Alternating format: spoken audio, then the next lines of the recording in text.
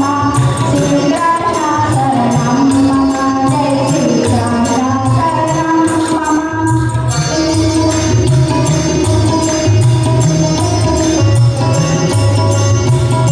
સંવત 1587 અષાઢ સુદીની રવિવારનો દિવસ હતો.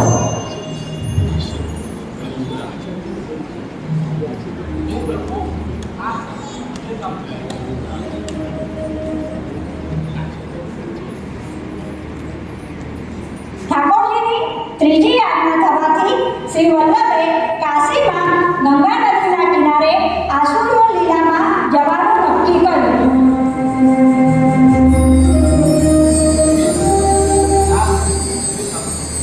શ્રી વલ્લભને મૌન થવાથી તેમને નદીની રેતીમાં જમણા હાથની આંગળીથી 3.5 શ્લોક લખ્યા, જે શિક્ષા સ્તોત્રી કહેવાય છે.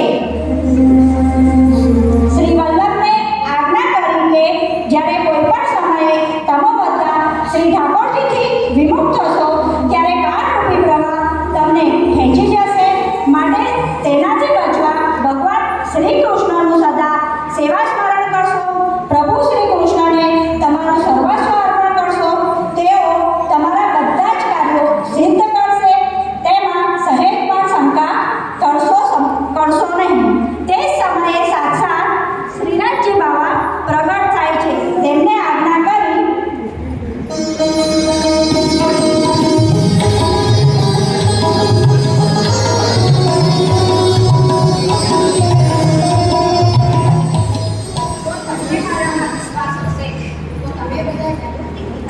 માઇક સીધું રાખો. જેવી આજ્ઞા પ્રભુ.